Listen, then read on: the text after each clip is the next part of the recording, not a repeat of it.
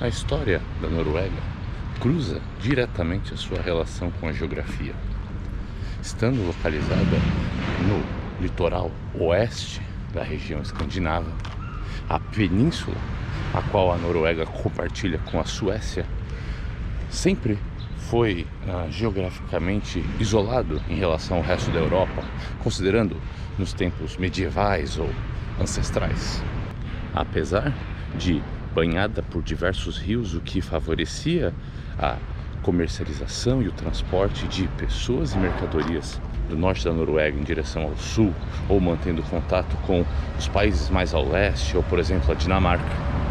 Em relação à Europa continental, a Noruega sempre se viu isolada, mantendo uma proximidade muito maior com as Ilhas Britânicas, por exemplo. Desde as ocupações mais antigas, entre nômades ou seminômades, até o desenvolvimento da agropecuária, especialmente com a criação de renas e alces um pouco mais do centro ao norte da Noruega, e posteriormente com a difusão da cultura viking, que utilizava a habilidade da navegação e da construção de barcos diferenciados do que nós estamos acostumados a ver, especialmente por possuir um calado baixo, possibilitando a navegação em rios rasos ou a colocação de rodas para que pudesse ser feita a transição entre um rio e outro. Os vikings, exímios navegadores, expandiram a sua cultura e influência por toda a Europa até a Ucrânia, mantendo contato com as Ilhas Britânicas, a Islândia, as Ilhas Faroé, até a Groenlândia.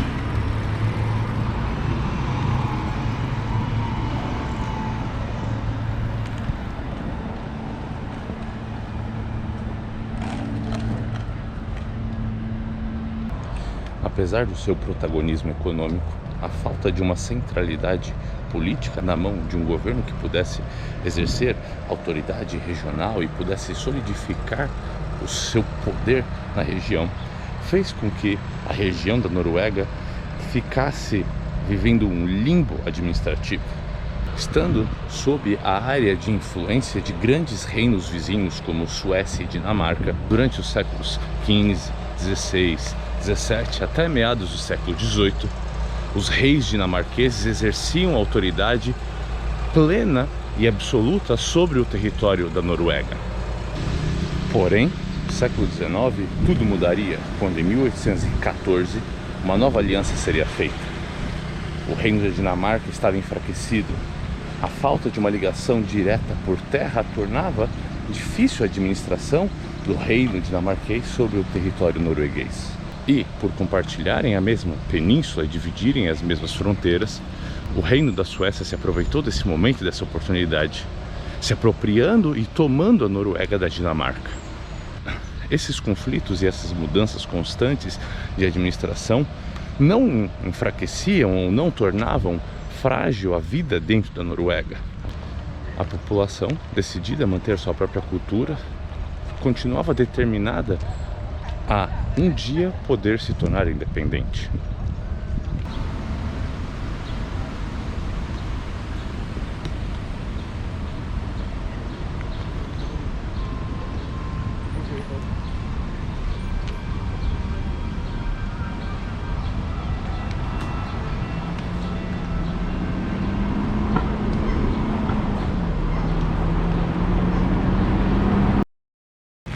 Essa relação, iniciada em 1815, se encerraria no dia 7 de junho de 1905, quando o parlamento norueguês, conhecido como Storting, decidiu proclamar a independência em relação à Suécia. No ano seguinte, 1906, eles elegeram o rei Haakon VII. O rei Haakon possuiria um papel decisivo na Noruega durante a Segunda Guerra Mundial.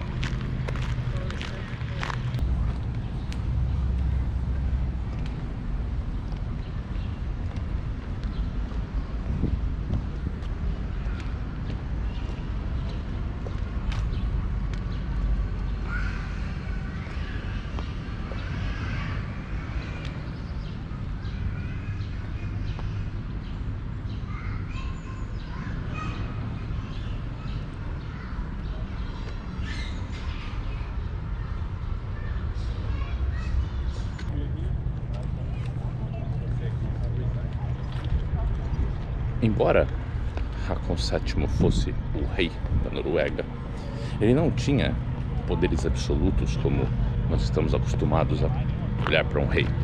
Seu poder possuía uma relação estreita com o parlamento norueguês, o mesmo que o elegeu em 1906. O que se diz é que a sua relação com o povo norueguês era de extrema lealdade e afeto. Ele era visto como o pai da Noruega moderna e o responsável pela independência, embora essa decisão tenha sido feita a partir da vontade do próprio parlamento. Tendo sido eleito em 1906, é óbvio que ele viveu a Primeira Guerra Mundial entre 14 e 19. Juntamente com os países escandinavos, tentaram manter um posicionamento de neutralidade. Porém, conforme os anos 30 avançavam e o novo conflito se mostrava inevitável, a relação de neutralidade não seria mais possível.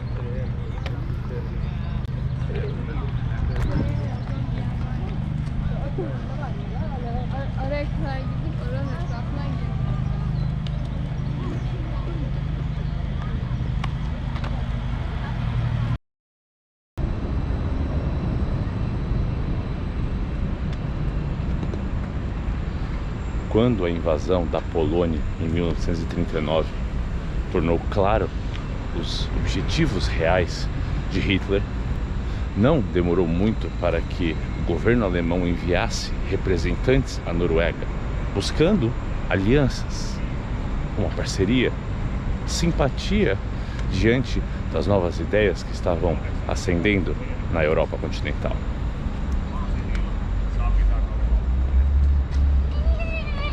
Siinä rupeaa olemaan raja vasta.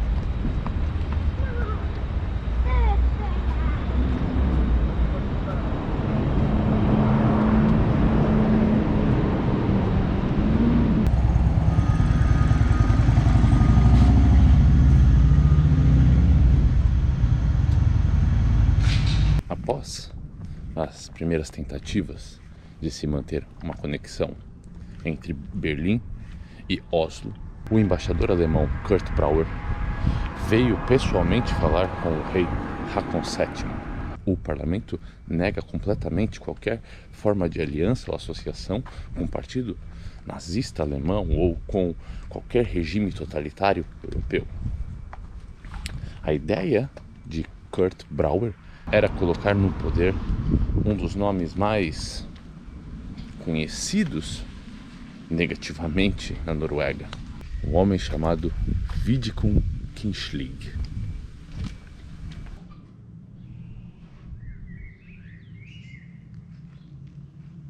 Quisling havia fundado em 1933 o partido chamado National Samling, um partido político nazista na Noruega. Essa ideia buscava criar uma associação entre a Noruega e a Alemanha.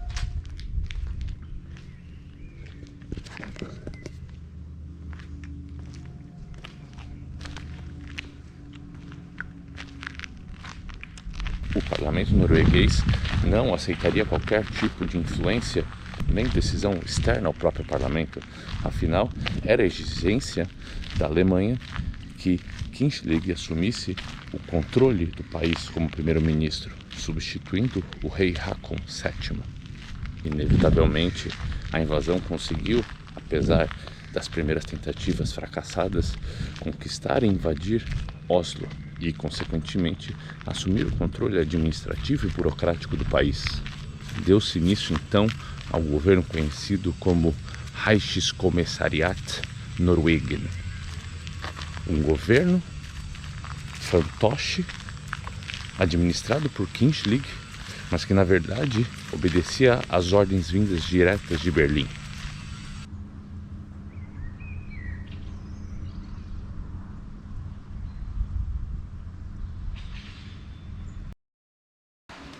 Próximo do centro de Oslo existe o centro de Vila Grande, um centro de estudo do Holocausto, o qual a Noruega teve que se submeter sobre esse regime de exceção. O seu partido nacionalista norueguês deportou milhares de judeus E qualquer pessoa que manifestasse contrariedade ou críticas ao seu governo estavam fadadas ao mesmo destino.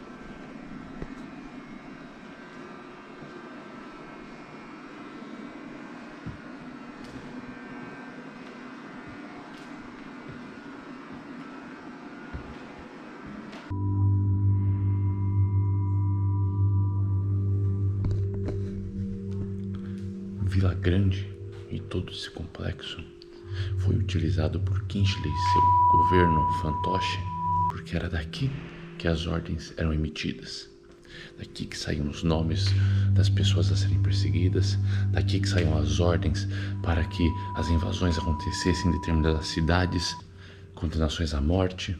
Esse era o quartel-general. Aqui dentro existe um bunker, o qual Kingsley utilizava com medo na tentativa de se proteger das sabotagens e das bombas realizadas pela resistência norueguesa. Diversos noruegueses foram enviados daqui direto para o campo de concentração de Auschwitz, na Polônia. O intuito de eliminar a dita raça impura se espalhava por toda a Europa. A ideia, que até então se resumia apenas à Alemanha, ganhava corpo por adeptos e por pessoas que acreditavam que essas ideias deveriam continuar sendo espalhadas para outros lugares da Europa.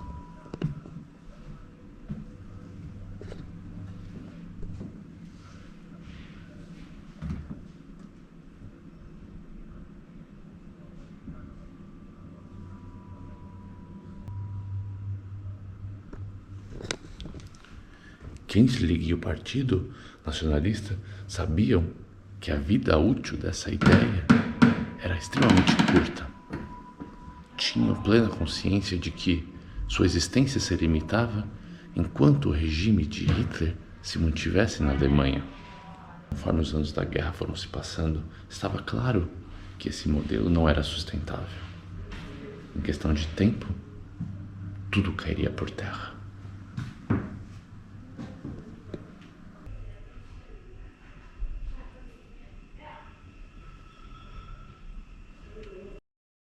Atualmente, Vila Grande é um centro de memória e de estudo do Holocausto e a sua manifestação na Noruega. Um centro para que fique marcado, para que todos possamos lembrar que o radicalismo e a intolerância podem causar em uma sociedade.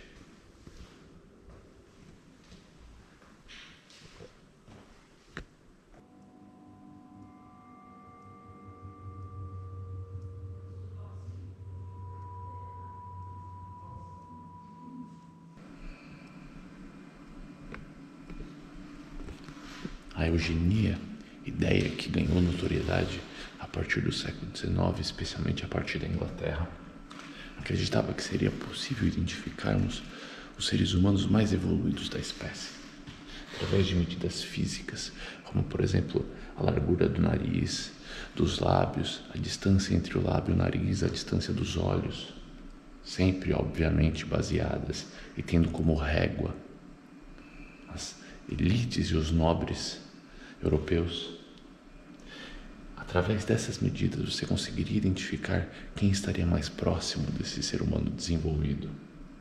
Essa ciência, juntamente com outras ideias, como por exemplo a frenologia, a leitura das deformidades cranianas, através desse tipo de instrumento, com que as pessoas acreditassem realmente na existência de seres humanos desenvolvidos e subdesenvolvidos, o que isso obviamente justificaria a dominação de um sobre o outro.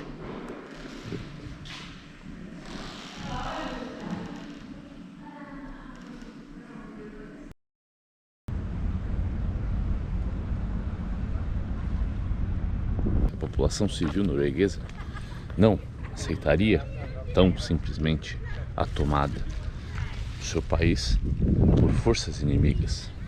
Surgiu assim, então, um forte movimento de resistência à influência alemã na Noruega. Grupos como o X e principalmente o Milorg desenvolviam planos e projetos com apoio da Inglaterra para sabotagens e guerrilhas armadas que pudessem mostrar que a Noruega não aceitaria naturalmente essa conquista.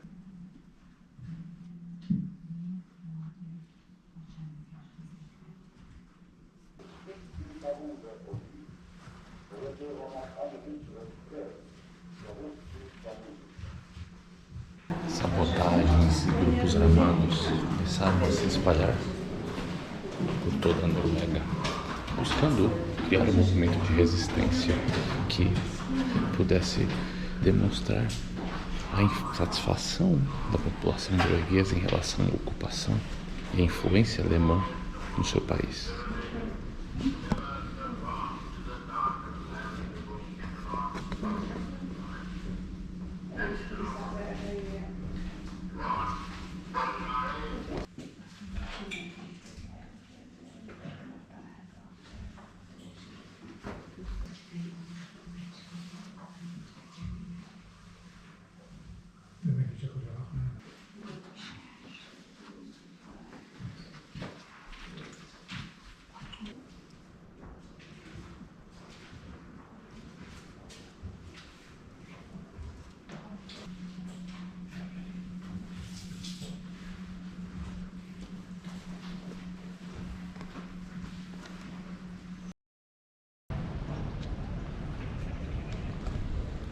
Dessa forma, em 1945, após a derrota absoluta dos alemães por parte da aliança entre a União Soviética e os Estados Unidos, não demorou muito para que o governo de Kingsley chegasse ao fim. Aqui, no Forte Akershus, ele foi fuzilado, executado. Teve o mesmo fim de tantos outros homens e mulheres que ele mesmo condenou à morte. Por toda a cidade de Oslo é possível observar cicatrizes desse período. Museus, fortes, obviamente não apenas em Oslo, mas como nas principais cidades da Noruega que sofreram com a opressão do governo de influência alemã. É perceptível a noção dos noruegueses de lembrar para nunca repetir.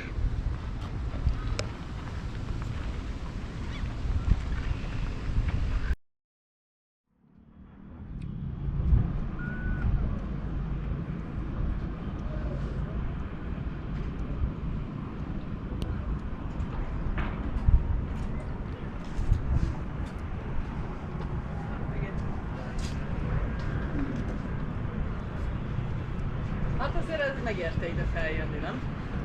És mondd azt, hogy